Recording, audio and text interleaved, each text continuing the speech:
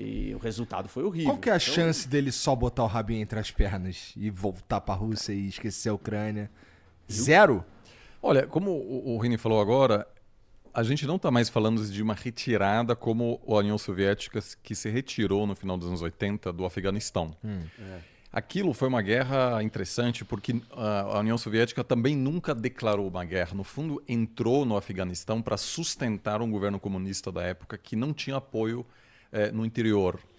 E aos poucos, obviamente, o que os americanos fizeram? Enviaram um monte de armas para a resistência contra a ocupação russa. E aquilo virou uma ferida aberta terrível. Então, o custo, né, ampliou-se com cada ano. Essa ferida, inclusive, levou à criação do Bin Laden, né, por exemplo. Exato. Ou seja isso, claro, isso é um efeito tipo, colateral side effect, importante, assim. Mas vários governos russos cientes do custo político da derrota inevitável postergaram e deixaram para o sucessor. Nos Estados Unidos, igual. Os documentos que foram revelados, alguns imediatamente, outros anos depois, mostram que os governos tinham total noção de que não havia como ganhar a guerra no Vietnã. Porque a população era contra a presença americana. O governo que estava sendo apoiado pelas Forças Armadas americanas não era popular. Então aquilo não tinha como ganhar aquilo, mas muitos presidentes cientes daquilo deixaram para o sucessor. Por isso, muito criticado, mas no fundo correto, me parece, foi a decisão do Joe Biden de sair do Afeganistão. Afetou a aprovação pública dele, porque aquilo foi vergonhoso, a forma como a retirada Meio ocorreu. do nada, né? Mas ele disse, olha... A forma acho que é o problema, né? A forma é o problema. Mas Obama, por sair, exemplo, o Obama herdou essa guerra e não quis ser o cara que encerrou esse conflito. Então, eu acho que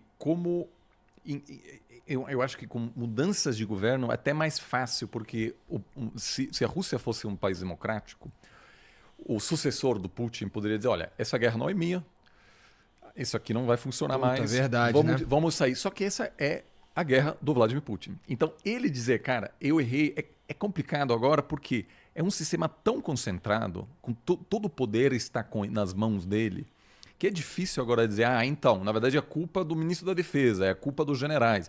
Ele está trocando os generais toda hora e a coisa não melhora. Isso, inclusive, é o maior risco agora do Xi Jinping, que essa semana, né, no 20º Congresso Nacional do Partido Comunista, concentra todo o poder nas mãos dele. Se qualquer coisa dá errada na China, é culpa dele. Ele vai para a terceira eleição, então, terceiro mandato. Então, eu não acho, acho muito pouco provável. Assim, algumas lideranças e analistas europeus dizem assim, o Putin simplesmente prefere eternizar esse conflito do que aceitar uma derrota. Vamos ver. Agora, a Rússia, é claro que muitos desses reservistas são minorias, são pessoas muito pobres. E aí esse ataque que você mencionou aconteceu numa região predominantemente muçulmana. Não se sabe exatamente todos os detalhes, mas existe uma tensão de longuíssima data entre a Rússia, entre a elite econômica e política russa e suas minorias muçulmanas, mas no sul do país, onde há uma grande mobilização de reservistas. Então, aparentemente, isso pode ter a ver, esse ataque de pessoas locais contra o aparato estatal que promove esse recrutamento, pode ter a ver com isso, porque ainda existem muitos focos de resistência dentro da Rússia, que tem inclusive na Chechênia, por exemplo, onde a Rússia interviu, apesar de ser dentro das suas próprias fronteiras, são regiões que não reconhecem a autoridade de Moscou. E são justamente essas regiões onde muitos reservistas serão encontrados que, a princípio, não estão motivados para atacar os ucranianos. Então, essa questão, apesar da tecnologia, apesar de todas as movimentações como a tecnologia muda a guerra, a motivação pessoal dos soldados ainda é crucial. Entendi. E os ucranianos estão cada vez mais convictos de que o que a Rússia quer é tirar a Ucrânia do mapa. Então, você tem gente aí que simplesmente diz, olha, eu vou para a guerra porque eu não estou só querendo vencer essa guerra. Eu quero que meu país continue existindo. Assim, tem um elemento muito importante sobre a tomada de decisão do Putin, é que por ele ser um ditador e ele governar e ter chegado no poder com uma mentalidade e ter vendido uma mentalidade, porque uma coisa que ele vendeu para os russos é, depois do fim da União Soviética, a Rússia, ela foi humilhada, foi derrotada. Não foi derrotada num campo de batalha, mas perdeu a Guerra Fria, encolheu, ficou ruim, ficou pequena. E perdeu o seu orgulho, o russo perdeu o seu orgulho. Nós viramos fracos aqui, tipo, o Yeltsin era um bêbado, entendeu? Tipo assim, e apareceu o Putin e falou assim, não, eu vou resgatar a nossa posição de russos no mundo. Eu vou resgatar a força, a potência russa. E isso se baseia muito numa autoridade centralizada, isso tem a ver com a cultura política russa, não só de agora, mas historicamente, os czares, enfim, uma autoridade central, autoritária, autocrática. Então, ele incorporou esse papel. E para ele, perder ou aceitar uma derrota é simplesmente ele entregar de novo um fracasso, né? Um fracasso para a Rússia, porque ele diz que tem um inimigo externo, tem uma aliança militar do Ocidente cercando, que é a OTAN, cercando a Rússia, e como que ele está fazendo tudo isso e depois vai perder os inimigos cercando ele. Então para ele, tem um elemento que ele vai jogar no lixo, isso que ele está tentando construir, essa força dos russos, o elemento dele. Como é que ele chega no poder e toma todas as decisões e diz para a população que ele é um derrotado, que ele perdeu a guerra? Então ele é um líder fraco. Se ele é um líder fraco numa ditadura, ele não pode estar lá. E aí tem mais um outro problema que eu diria, que é uma questão de percepção, né? Na política internacional, e o Putin faz esse jogo muito bem, a percepção de força ela é muito importante. Por quê? Simplesmente nós não temos leis no mundo. Tem regra. Nas relações entre os países. Isso, a gente vive em anarquia. O mundo vive em anarquia. Ou seja, quando você está em anarquia, você não tem ninguém, você não liga para a polícia, vem me salvar aqui. Não tem polícia do mundo. Tecnicamente, legalmente é constituída. Então, você precisa ser forte, porque você só tem a si mesmo para se proteger. E o Putin, ele navega muito bem com essa lógica de percepção de força, de demonstração de força. Inclusive, quando a gente teve outras conversas aqui sobre ia ter guerra ou não, eu disse, antes de começar a guerra, eu falei, vai ter guerra. Porque era muito óbvio para mim que o Putin, quando ele mobiliza 200 mil soldados na fronteira de um outro país, ele não vai blefar. Porque ele sabe que se aquilo for visto como um blefe, as ameaças dele futuras não vão funcionar.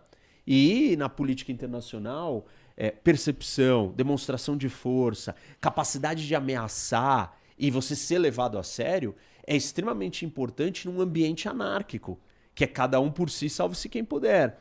Então, para o Putin,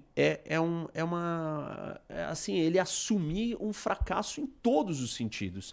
Inclusive mostrar uma fraqueza gigantesca para o resto do mundo, a ponto de falarem assim, vamos espremer mais a Rússia. Vamos deixar eles numa situação ainda mais desconfortável. Então, assim, não tem saída. O que eu acho que aconteceu até agora e que a gente não fez, o Ocidente não fez e que eles deveriam fazer. Deveríamos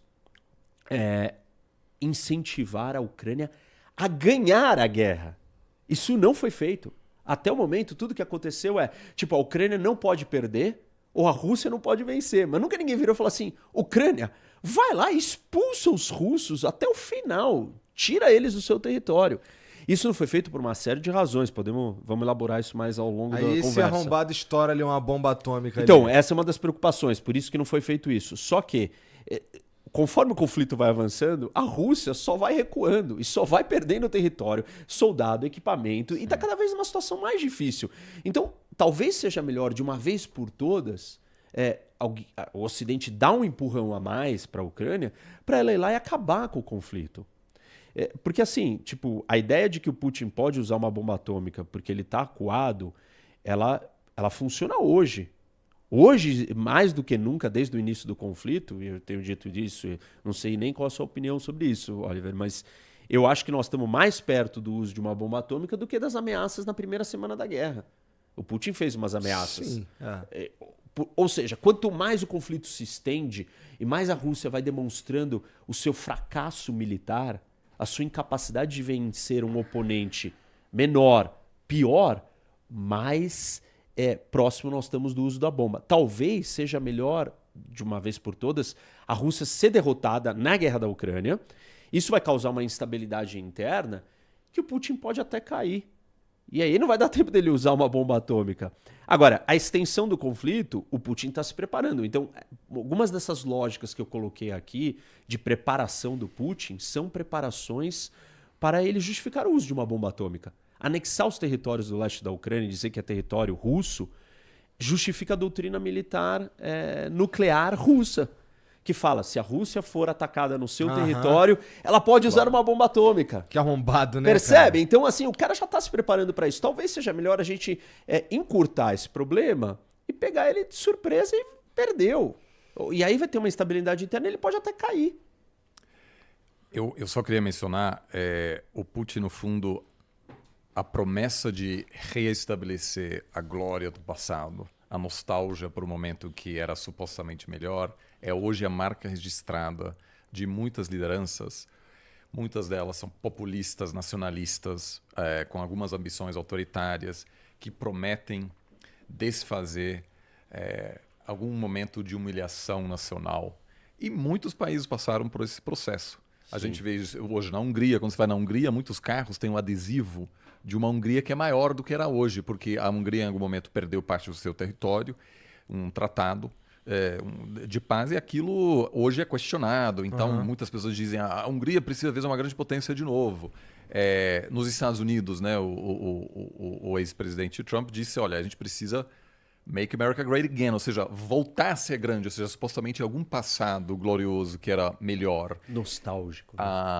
Exato. O Erdogan na Turquia quer reestabelecer a glória otomana.